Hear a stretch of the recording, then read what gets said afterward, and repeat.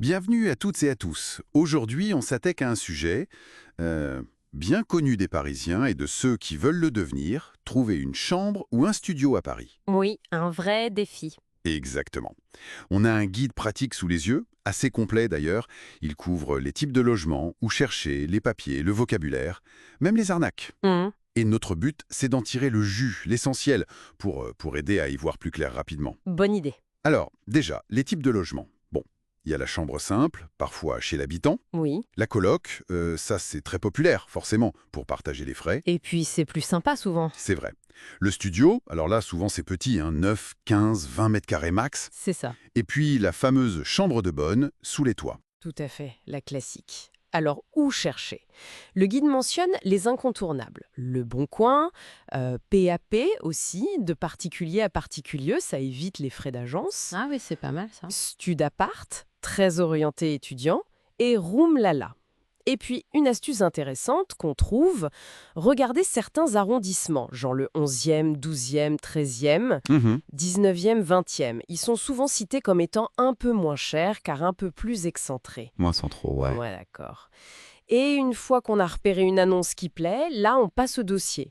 Et ça, le guide insiste, faut être prêt, Ah oui, ça c'est clair. faut être réactif. C'est ça. On nous demande quoi en général? Pièce d'identité, fiche de paie pour montrer qu'on gagne sa vie, Logique. contrat de travail ou attestation d'études si on est étudiant, un RIB, le relevé d'identité bancaire, et attention, Le fameux garant. Ah là là, le garant. C'est toujours le point sensible, non? totalement. C'est souvent le gros obstacle, surtout si on vient de l'étranger ou si on n'a pas de famille en France qui peut se porter garant. Qu'est-ce que c'est exactement pour ceux qui découvrent? Mais en gros, c'est une personne, souvent un proche, qui vit et travaille en France, qui signe avec vous et qui s'engage à payer le loyer si vous avez un problème en moi. D'accord. Une sécurité pour le propriétaire. Exactement.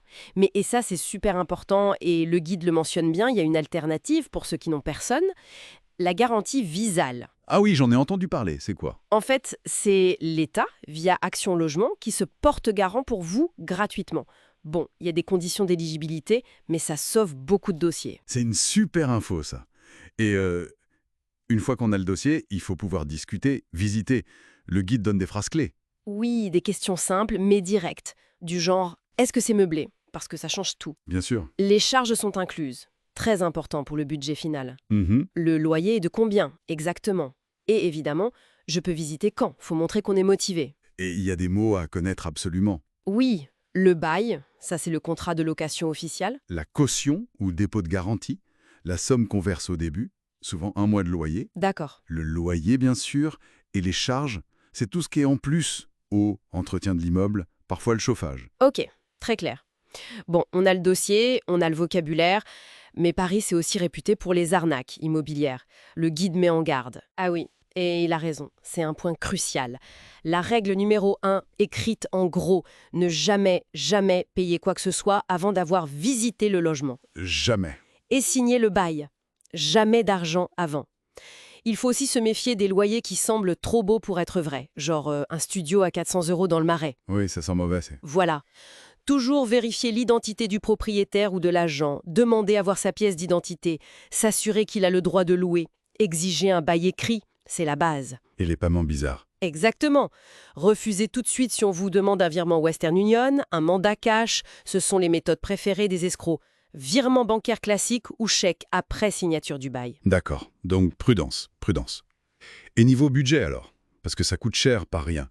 Qu'est-ce que le guide nous dit comme fourchette? Mais il donne une idée, hein. Pour une chambre en coloc, faut tabler entre 500 et 700 € par mois, en moyenne.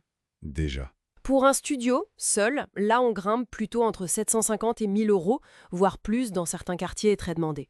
Oula, oui. Et attention, à ça s'ajoute la caution, le dépôt de garantie, donc un mois de loyer en plus au début, Mhm. parfois des frais d'agence si on passe par une agence, et puis tous les mois, les charges comme Internet, l'électricité, l'assurance habitation. Donc le loyer affiché, c'est jamais le coût total final? Exactement, faut bien calculer. Le logement à Paris, c'est vraiment un gros poste de dépense. Bon, si on essaie de résumer les points clés de ce guide, 1. Être super préparé avec son dossier. C'est ça. 2. Connaître les quelques mots essentiels pour comprendre et discuter. 3. Être hyper vigilant sur les arnaques, ne pas se précipiter. Tout à fait. Mais paradoxalement, 4. Être aussi très réactif quand une offre semble sérieuse. Montrer son intérêt vite. Je suis intéressé, mon dossier est prêt, qu'on visiter. Voilà, c'est un équilibre à trouver entre prudence et rapidité. Exactement. Et peut-être une dernière petite chose pour réfléchir, au-delà du guide pratique. Toutes ces étapes, c'est pour trouver un toit, c'est essentiel. Mais le choix qu'on fait, Oui. entre une coloc animée ou un petit studio juste pour soi, entre un quartier très central ou un autre plus calme, plus résidentiel, comment ça influence l'expérience qu'on va vivre à Paris? Ah, c'est une bonne question. Quelle facette de la ville on a envie de découvrir? Est-ce qu'on cherche l'immersion totale et rapide ou plutôt un cocon tranquille? Le logement, c'est pas juste des murs, c'est aussi un peu le début de son histoire parisienne, quoi. C'est une très belle façon de voir les choses. Ça dépasse la simple recherche administrative. Merci pour cette réflexion.